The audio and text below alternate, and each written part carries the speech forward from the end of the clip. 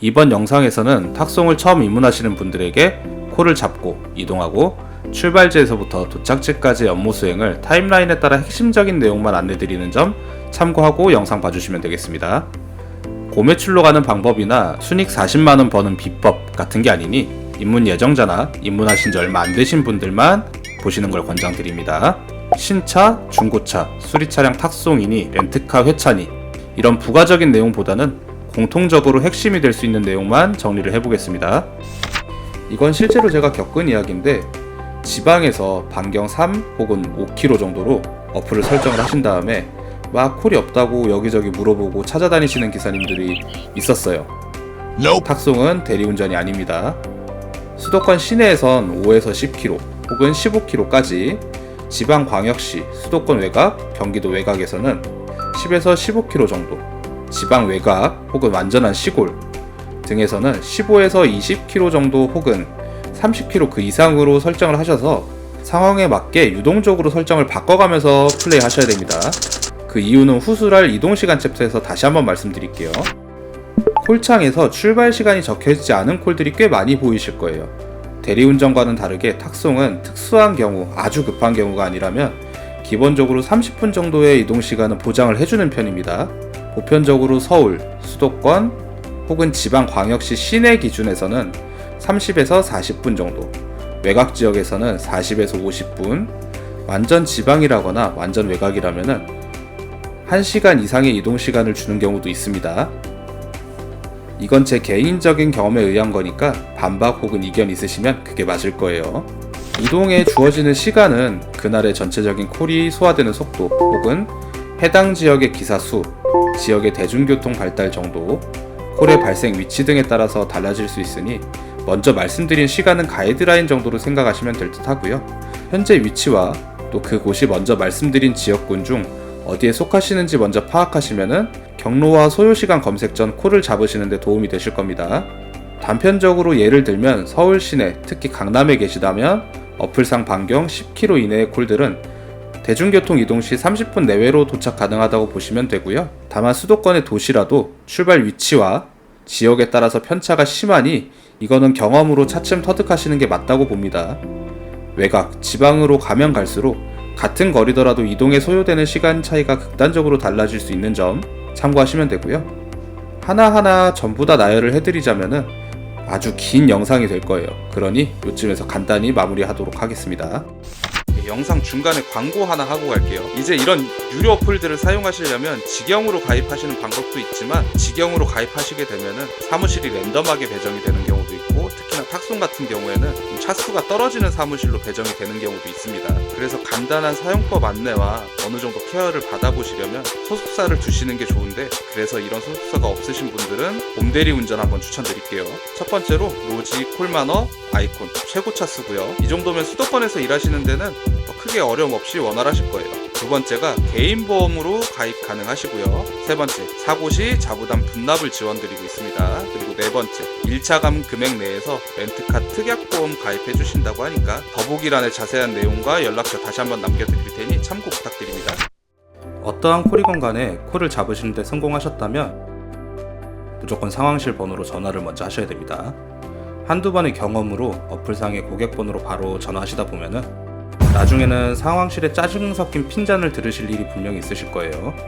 중요한 정보를 전달받지 못할 수도 있고요. 대리운전과 다르게 여러 콜들의 업무 수행에서 디테일한 부분이 많이 다를 수 있으니 꼭 상황실로 먼저 전화하셔서 어디에서 어디로 가는 누구입니다 라고 말씀을 먼저 하시면은 그 이후 진행 상황에 대해서 안내를 간단히 해줄 겁니다. 예컨대 고객번호가 열려 있으니 바로 전화를 해보라고 하든지, 문자 보내줄 테니까 읽고 그대로 해달라고 하든지, 혹은 어플상의 적요, 메모란 읽어보시고 그대로 해달라고 하든지요. 그리고 이러한 정보들의 주유에 대한 내용이 없다면 이 부분에 대해서 반드시 상황실 쪽에 확인을 해보셔야 됩니다. 임의로 주유했다가 난처하거나 번거로운 상황이 생길 수도 있어요. 탁송은 대리운전과 다르게 고객을 만나는 시간에 대해서 촌각을 다투지 않습니다. 이동은 빠르게, 사전 준비는 느긋이. 꼭 기억하시고 적요, 메모, 문자 혹은 카톡 등의 상황실에서 전달해주는 내용에 대해서 천천히 꼭 읽어보시고 숙지하셔야 됩니다.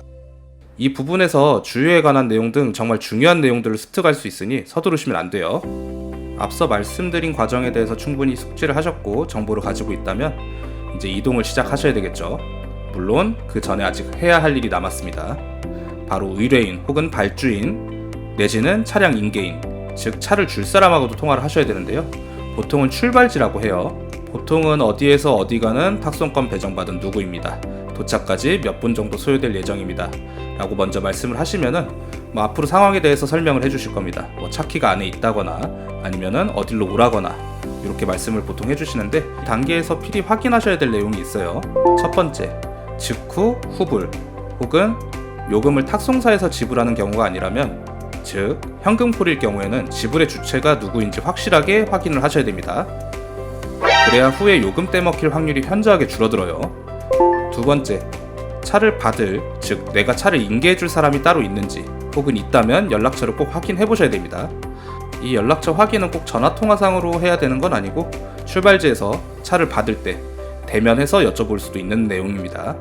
이 두 단계를 모두 마치셨다면 이제 준비해 두신 지도 어플을 켜서 현재 계신 곳에서 출발지까지의 최적의 이동 경로와 수단을 고르세요.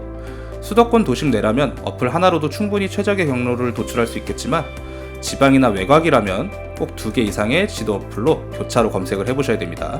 만약에 위치하신 곳이 외곽이고 지방이라면 어플에서 버스 도착 예정 시간이 지원되지 않을 수도 있어요.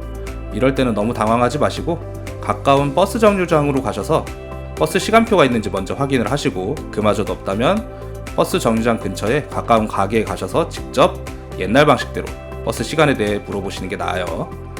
지하철이 있는 곳이라면 거기는 외곽이 아니니까 논외로 하겠습니다. 출발지에 도착하셨다면 해야 할 일이 있죠.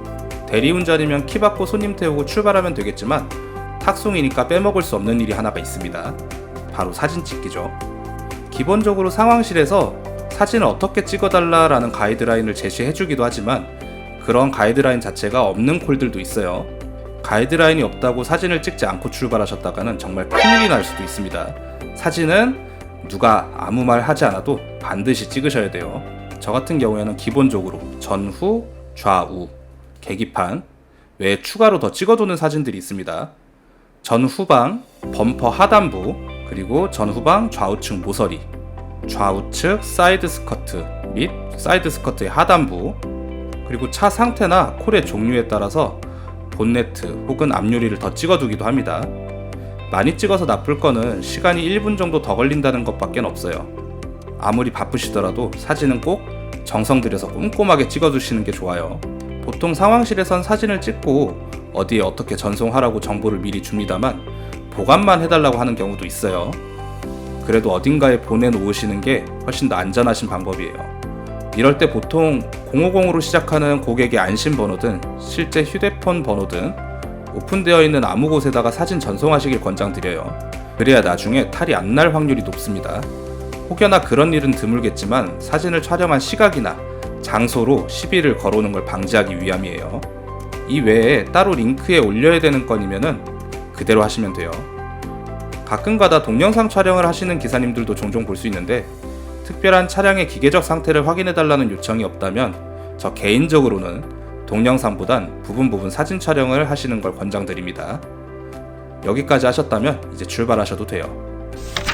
무사히 운행을 하셨다면 이제 곧 도착하실 때가 됐을 거예요. 도착 직전에 차를 수령할 사람의 연락처로 미리 전화를 걸어서 차를 가져다 놓을 장소를 정확히 특정해서 받아두세요. 아파트라면 지하주차장 몇 동 앞인지 혹은 매매단지라면 어느 구역인지 같은 건 말이죠. 또 몇 분 후 도착인지 같은 것도 고지를 해주시는 것이 기사님의 시간을 절약하실 수 있는 방법 중에 하나입니다. 차량까지 무사히 갖다 놓으시고 차량을 인계하셨다면 출발 전과 마찬가지로 사진을 찍어 두셔야 돼요. 도착하고선 바쁜 마음에 사진 찍는 걸 깜빡하시거나 대충 찍으시는 분들이 많더라고요. 저 역시도 비슷한 경험이 있습니다. 하지만 자칫 귀찮은 일이 생길 수도 있으니 도착 후에도 출발 전과 마찬가지로 사진을 자세히 찍고 전송하고 마무리하시길 권장드립니다. 사실 이걸 앞에서 다뤄야 하나 고민을 좀 했습니다만 일반적인 순서대로 뒷부분이 맞겠다 싶어 여기서 다시 한번 말씀드려요. 꼭 콜을 잡고서 상황실 혹은 의뢰인하고 통화하실 때 직후, 후불 같은 결제 방식이 아니라면 결제의 주체가 누구인지 꼭 확인하시고 콜 수행하시길 바래요. 일반적인 상황은 아니지만 누가 결제할지에 대해서 서로 미루며 기사만 중간에서 바보가 되는 경우가 생길 수도 있어요. 또한 탁송콜은 표기가 일반 현금콜로 되어 있어도 탁송사에서 충전금 혹은 계좌로 지급하는 경우가 있으니 상황실과의 최초 통화에서 미리 확인 받아두시는 게 좋아요. 현재 탁송 일을 하고 계신 분들이라면 별거 아닌 내용이고 또 이 내용들을 숨쉬듯이 하고 계실 테지만 처음 접하시는 분들이나 대리운전만 하셨던 분들에겐 제가 그랬듯 다소 생소할 수도 있을 듯 하여 간단하게 다뤄봤고요. 더 궁금하신 내용이나 제가 다뤄봤으면 좋겠다는 내용 있으시면 댓글로 달아주세요. 확신은 좀 그렇고 고민은 좀 해보겠습니다. 영상 봐주셔서 감사하고 무탈하게 안전하게 첫발 내딛으시길 바라겠습니다. 감사합니다.